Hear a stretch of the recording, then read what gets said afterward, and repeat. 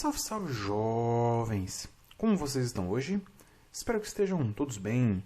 Jovens, na aula de hoje nós vamos ver como criar campos, né? Como criar campos em telas de Proteus, que são os TGETs. Então aqui vou executar a função ZOO09. Aqui tem alguns exemplos de TGETs. Então o primeiro, que é um TGET normal, que eu posso colocar aqui uma data. Então, por exemplo, 21/10/21. Olha lá. Com read only, então, esse campinho aqui, ele só recebe informação de outros lugares. Só que ele mesmo, se eu tentar pressionar alguma coisa aqui, eu não consigo digitar nada. Aí eu tenho gets inativos, que eles ficam com esse fundo aqui, eu não consigo nem clicar neles. Eu tenho gets com placeholder, que basicamente ele mostra aqui um texto, então eu posso colocar digite um telefone, digite um CPF, digite alguma coisa. E quando o usuário clica, ele já some aquele texto, o usuário digita e pode prosseguir. Se o usuário apaga aqui, ele volta a exibir aquele textinho. Aí eu tenho com F3, que eu posso clicar nessa lupa aqui, ou eu posso apertar F3 e ele vai mostrar a consulta padrão. E ao selecionar alguma, ele traz para cá. Com Picture, então, que é essa máscara aqui, ó, 3,25, por exemplo. E com validação, então se eu colocar um valor negativo, ó, ele já vai falha na validação. Aqui eu vou colocar então um valor positivo, tá? Então vamos ver agora no fonte como que eu criei cada um deles. E o primeiro ponto, como que eu faço para diferenciar, para criar um get numérico, um get data ou um get caractere?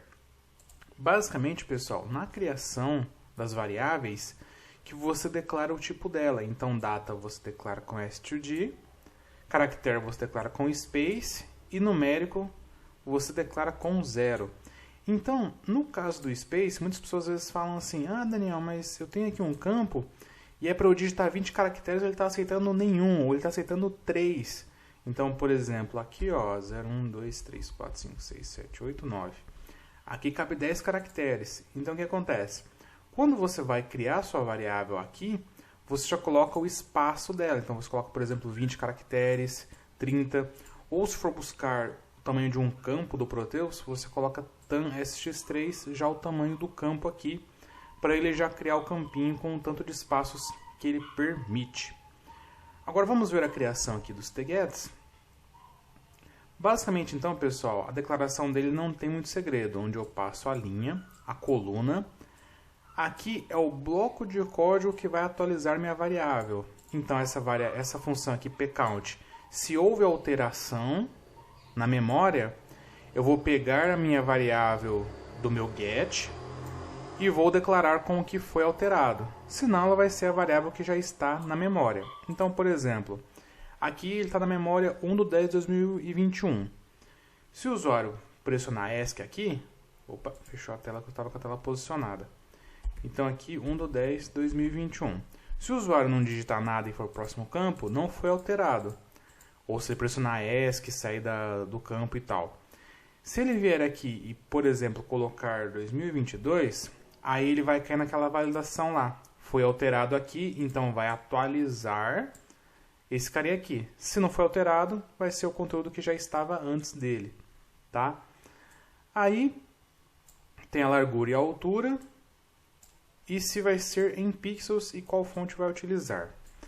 No segundo exemplo aqui, com read only, a única coisa que muda é que logo após nós criarmos, eu venho aqui e dou um L read only igual a true. Então eu mudo o atributo desse objeto aqui. Já no inativo, ele é similar ao read only, só que ao invés do read only, nós alteramos o L active. Então nós damos um L active igual a false. Que daí ele vai deixar dessa forma aqui sem clicar. O placeholder é o atributo cPlacehold, que daí eu consigo colocar um texto aqui que o usuário vai visualizar até ele clicar em cima aqui.